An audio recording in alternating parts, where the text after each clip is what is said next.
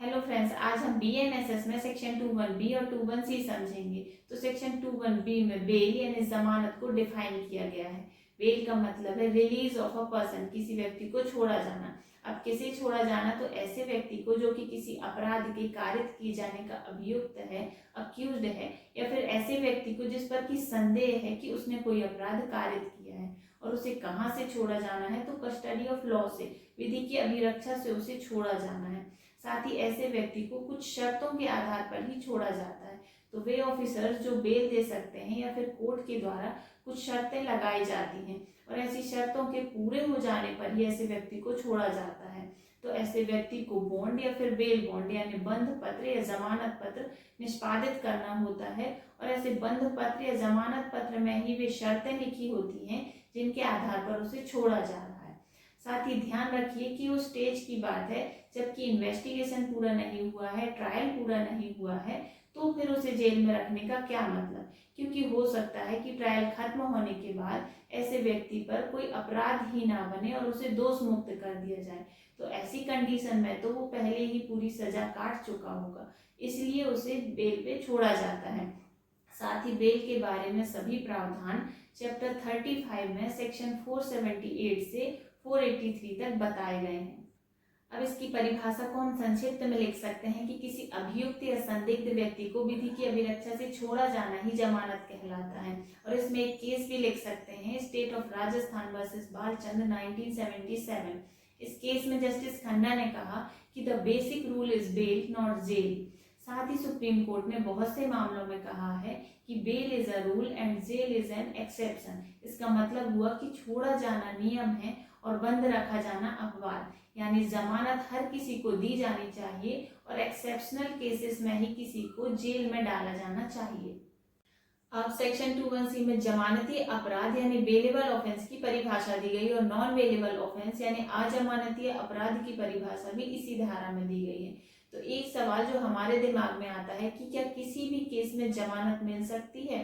तो इसके लिए हमें समझना होगा कि दो तरह के ऑफेंस होते हैं, जमानतीय अपराध और अजमानतीय अपराध। तो जमानतीय अपराध यानी बेलेबल ऑफेंस के केस में यदि पुलिस किसी को अरेस्ट करती है या वो स्वयं हाजिर हो जाता है और जमानत देने तैयार है तो उसे जमानत पे छोड़ दिया जाएगा। जमानती अपराध की दशा में आसानी से जमानत मिल जाती है और ऐसे केस में सेक्शन 478 बीएनएसएस के अंतर्गत आवेदन किया जाता है। साथ ही ध्यान रखिए कि जमानती अपराध में जमानत को साधिकार यानी as a matter of right मांगा जा सकता है। हमारे कॉन्स्टिट्यूशन के आर्टिकल 21 और 22 के अंतर्गत यह एक फंडामेंटल राइट यानी मौलिक अधिकार भी है।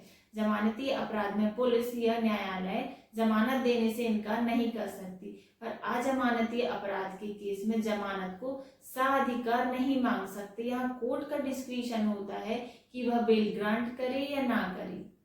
अब बीएनएसएस की सेक्शन 21C के अनुसार हम तीन तरह से पता कर सकते हैं कि कोई अपराध जमानती है या अजमानती है। तो पहला जमानती अपराध वह है जिसे प्रथम अनुसूची में जमानती के रूप में दिखाया गया है। इसका मतलब बीएनएसएस के शेड्यूल 1 में 5th कॉलम में जब हम देखेंगे वहां जो जो अपराध जमानतीय बताए गए हैं वो सभी जमानतीय होंगे। दूसरा, वे अपराध जमानतीय होंगे जिन्हें तत्समय प्रवृत्त अन्य विधि में जमानतीय बनाया गया है।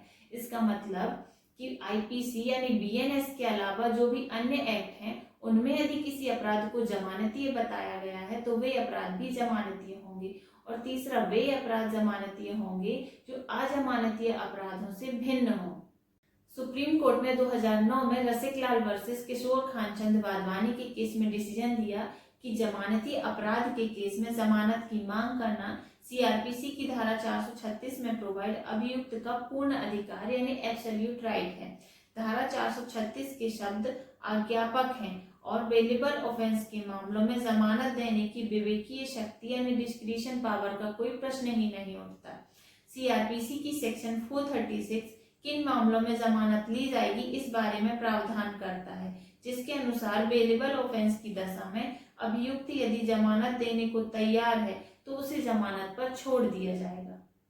अब हम सेक्शन 21C में नॉन बेलेबल ऑफेंस की डेफिनेशन देखते हैं, जिसमें लिखा है कि अजमानतीय अपराध से कोई भिन्न अपराध अभिप्रेत है। इसका मतलब ये है कि वे सभी ऑफेंस जो बेलेबल ऑफेंस नहीं है नॉन बेलेबल ऑफेंस कहलाएंगे। अब नॉन बेलेबल ऑफेंस जैसे अजमानती अपराध या गैर जमानती अपराध कहा जाता है, तो इसका ये बिल्कुल मतलब नहीं है कि इसमें किसी व्यक्ति को जमानत नहीं मिल सकती, बल्कि इसका ये मतलब है कि जब कोई अजमानती अपराध करता है तो वह साअधिकार जमानत की मांग नहीं कर सकता। यहाँ कोर्ट से जमानत की मांग किए जाने पर कोर्ट अपने अधिकार का विवेकपूर्ण उपयोग करता है और जमानत देने के लिए बाध्य नहीं होता है, और ये अधिकार बीएनएसएस में सेक्शन 480 के अंतर्गत एक कॉम्पिटेंट कोर्ट के पास है।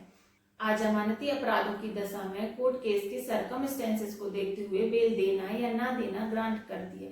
सेक्शन 21C में अजमानती अपराधों की कोई क्लियर डेफिनेशन नहीं मिलती है, पर इसे समझने के लिए हम बीएनएसएस की अनुसूची 1 देख सकते हैं, जिसमें भाग 1 और भाग 2 दिए गए हैं। तो भाग 1 में बीएनएस के सभी ऑफेंसेस को क्लासिफाई किया गया है। इसके 5th कॉलम में जाएंगे तो हम देख सकते हैं कि बीएनएस के अंतर्गत कौन से ऑफेंस जमानतीय हैं और कौन से अजमानतीय, और अनुसूची 1 के दूसरे भाग में अन्य विधियों के विरुद्ध अपराधों का वर्गीकरण बताया गया है। एक जनरल क्लासिफिकेशन है और ऐसे अधिनियमों या कानूनों के लिए है जिनमें किसी अपराध को जमानती या अजमानतीय नहीं बताया गया है। तो इसके अनुसार 3 वर्ष या उससे कम के दंड से दंडनीय जो भी अपराध होंगे या सिर्फ जुर्माने से दंडनीय जो अपराध होंगे वे जमानती अपराध की श्रेणी में आएंगे, और ऐसे अपराध जो 3 साल से अधिक के दंड से दंडनीय होंगे या जो मृत्यु दंड या आजीवन कारावास से दंडनीय होंगे वे अजमानती अपराध या नॉन बेलेबल ऑफेंस की श्रेणी में आएंगे।